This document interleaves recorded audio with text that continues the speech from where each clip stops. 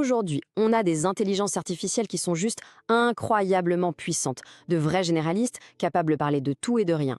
Mais la vraie question, la question qui nous intéresse, c'est comment on fait pour transformer ces génies touche-à-tout en véritables experts super pointus sur des tâches bien précises.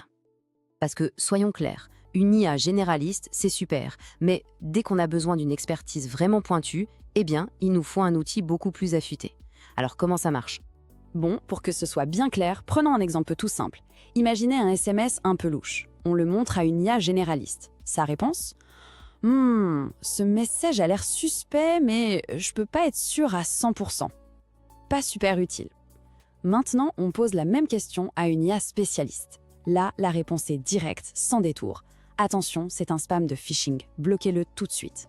Vous voyez la différence? On passe du doute à l'action, de l'hésitation à la certitude. Alors, ces grands modèles de langage, ce sont ce qu'on appelle des modèles de base.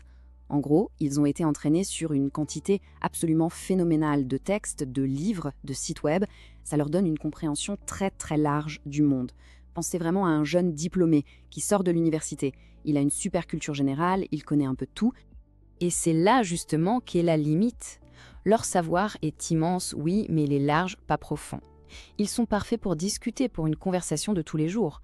Mais dès qu'on leur demande une tâche qui exige une vraie expertise, de la nuance, là, ça coince. Heureusement, il y a une solution à ça. Ça s'appelle l'ajustement fin ou fine-tuning en anglais. Et pour reprendre notre analogie, si l'IA généraliste est notre jeune diplômé, eh bien le fine-tuning, c'est son master. C'est le moment où on l'envoie se spécialiser, se perfectionner dans un domaine bien précis. Et le mot-clé ici, c'est vraiment l'efficacité.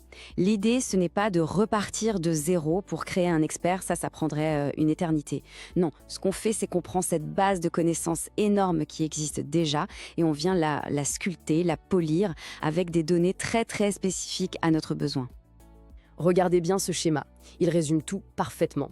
D'un côté, le pré-entraînement, c'est le chantier colossal, la construction des fondations et de toute la structure. On apprend sur des milliards et des milliards de textes. Et de l'autre, l'ajustement fin. C'est une intervention presque chirurgicale. On ne touche plus aux fondations. On se concentre sur une toute petite partie du modèle pour lui apprendre une compétence ultra précise. On ne reconstruit pas la maison, non. On vient juste redécorer la pièce la plus importante pour la rendre parfaite. Bon, tout ça a l'air génial, mais il y a un petit hic, ou plutôt un gros. Ajuster tous les paramètres d'un modèle qui en a des centaines de milliards, ça coûte une fortune. En temps, en énergie, en puissance de calcul. C'est juste énorme. C'est vraiment ça le défi. Mettre à jour la totalité du cerveau de l'IA, c'est non seulement inefficace, mais c'est surtout hors de portée pour la plupart d'entre nous. Il fallait donc trouver une astuce, une méthode plus maligne. Et cette solution, elle existe. Ce sont les méthodes PEFT pour Parameter Efficient Fine-Tuning. En français, on pourrait dire ajustement fin économe en paramètres. L'idée, c'est de voir ça comme une boîte à outils de techniques d'études super intelligentes pour notre IA. Au lieu de lui faire tout relire, on utilise des raccourcis pour injecter l'expertise là où il faut et de manière beaucoup plus économique. Alors, la méthode la plus populaire du moment, c'est LoRa. Et franchement, l'idée est brillante.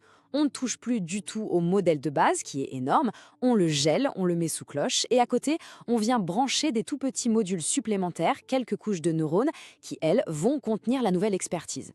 Du coup, on n'entraîne que ces petits modules. C'est super rapide, ça ne coûte presque rien, et surtout, ça préserve intactes toutes les connaissances du grand modèle. Malin, non?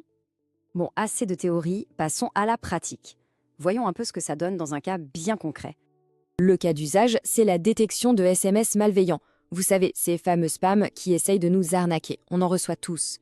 Une étude a justement cherché à savoir quelle était la meilleure façon de les repérer automatiquement. Et là, attention les yeux, le résultat est spectaculaire. Regardez ces deux schémas qu'on appelle des matrices de confusion. L'idée est simple. Tout ce qui est sur la diagonale verte, c'est une bonne réponse. Tout ce qui est en dehors, c'est une erreur. À gauche, un modèle un peu plus ancien, Glove, on voit qu'il se trompe pas mal, il laisse passer des spams ou bloque des messages normaux. Et à droite, le modèle BERT, un grand modèle moderne après avoir été spécialisé. C'est quasi parfait. Les erreurs, les chiffres en dehors de la diagonale sont quasiment à zéro. C'est la preuve par l'image, la spécialisation a complètement métamorphosé ses performances. En chiffres, ça donne quoi? Plus de 99,5% de précision pour le modèle spécialisé. C'est colossal. C'est la démonstration parfaite que l'ajustement fin, ça ne fait pas qu'améliorer un peu les choses. Ça transforme un modèle déjà bon en un expert quasi infaillible dans son domaine. Alors au final, qu'est-ce que ça signifie pour nous? Eh bien, tout simplement qu'on entre dans une nouvelle ère. Une ère où créer des IA expertes n'est plus réservé à une poignée de géants de la tech. Pour résumer, voilà les points clés. Premièrement, le fine-tuning, c'est la technique pour transformer un généraliste en spécialiste. Deuxièmement, des méthodes super efficaces comme Laura rendent ça accessible à beaucoup plus de monde. Et troisièmement, ça ouvre la porte à des applications incroyables dans tous les secteurs, de la médecine aux chatbots d'entreprise, qui connaîtront enfin leurs produits sur le bout des doigts. Le résultat, c'est toujours plus de précision et surtout plus de fiabilité. Et ça nous amène à une question finale, qui est assez vertigineuse. Maintenant que spécialiser une IA devient de plus en plus simple, les possibilités sont littéralement infinies.